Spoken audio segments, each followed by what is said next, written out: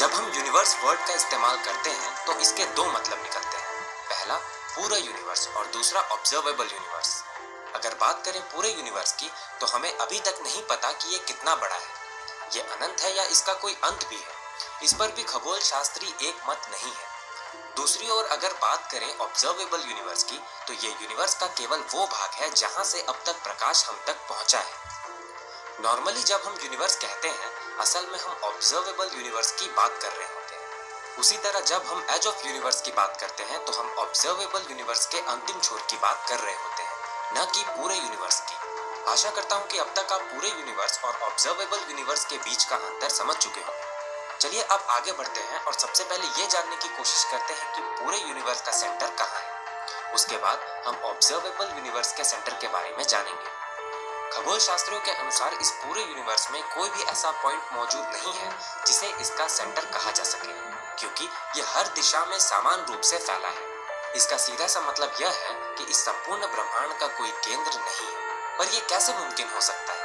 हम ये भली भांति जानते हैं कि विस्फोट चाहे जिस तरीके का भी हो, उसका एक सेंटर जरूर होता है जहां से उसके विस्फोटक पदार्थ फैलना शुरू करते हैं। उदाहरण के लिए आप एक बम का उदाहरण ले सकते हैं। फिर इस संपूर्ण ब्रह्मांड का निर्माण आज से लगभग 14 अरब साल पहले बिग बैंग के धमाके से ही हुआ था, तो इसका कोई सेंटर न होने वाली बात हजम नहीं होती। हमें लगता है कि कहीं ना कहीं तो इस ब्रह्मांड का सेंटर जरूर होगा, पर आपको ये समझना होगा कि बिग बैंग और साधारण बम के धमाके में बहुत बड़ा अंतर होता है।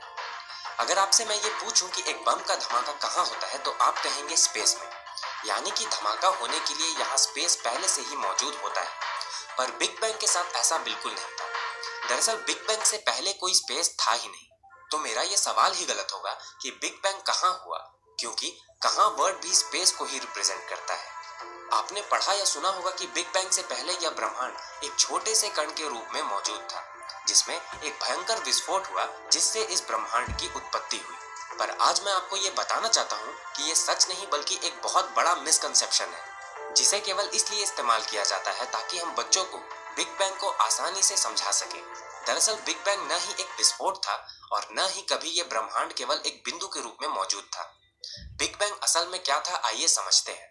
इस ब्रह्मांड में किसी निश्चित समय में अनगिनत पॉइंट्स एग्जिस्ट करते हैं। ब्रह्मांड के फैलने के कारण इन पॉइंट्स के बीच की दूरी बढ़ती जाती है, पर अगर हम समय में पीछे जाएं तो इनके बीच की यही दूरी घटती जाएगी और एक ऐसा समय आएगा जब इनके बीच की दूरी बिल्कुल शून्य हो जाएगी और ऐसा प्रतीत होगा कि केवल एक ही पॉइंट मौजूद है। ये पॉइंट दिखने में केवल एक जरूर लग सकता है, पर असल में अभी भी यहाँ अनगिनत पॉइंट्स मौजूद हैं। इस पॉइंट को पॉइंट ऑफ सिंगुलैरिटी कहा जाता है।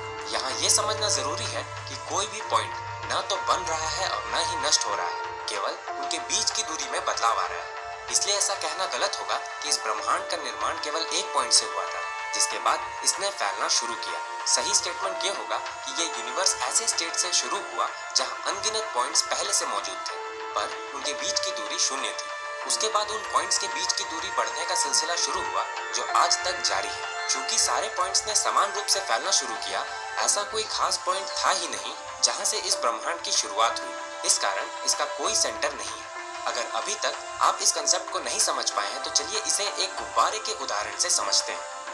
इसे समझाने से पहले मैं ये बात साफ कर देना चाहता हूँ कि गुब्बारे का उदाहरण पूरी तरह से इस ब्रह्मांड के व्यवहार को समझाने के लिए पर्याप्त नहीं है, पर इसके जरिए हम चीजों को थोड़ा आसान जरूर बना सकते हैं। केवल इसीलिए मैं इस उदाहरण का इस्तेमाल कर रहा हूँ। मान लीजिए आपके पास एक बिना फूला हुआ गुब्बारा है जिसके सरफेस पर आपने पॉइंट्स के रूप में गैलेक्सीज बना रखे हैं। ये बिग बैंग के समय के ब्रह्मांड को रिप्रेजेंट कर रहा है। जब आप इसे फुलाना शुरू करेंगे तो आप पाएंगे कि इन पॉइंट्स के बीच की दूरी लगातार बढ़ती जाएगी और सारे पॉइंट्स समान रूप से एक दूसरे से दूर होते जाएंगे, यानी कि जो पॉइंट्स कभी एक दूसरे के करीब थे अब दूर जा रहे हैं। यहाँ पूरा गुब्बारा नहीं बल्कि केवल गुब्बारे का सरफेस हमारे ब्रह्मांड को रिप्रेजेंट कर रहा है। इसलिए आप ये नहीं कह सकते कि जहाँ से इसमें हवा भरी जा रही है वही इसका सेंटर है। तो क्या आप बता सकते हैं कि इसका सेंटर कहाँ होगा? जी नहीं, आप नहीं बता सकते, क्योंकि ऐसा कोई खास पॉइंट आपको मिलेगा ही नहीं। आशा करता हूँ कि अब तक आप समझ चुके होंगे कि इस ब्रह्मांड का कोई सेंटर नहीं है और ऐसा क्यों है। चलिए अब बात करते हैं ऑब्जर्वेबल यूनिवर्स के सेंटर की।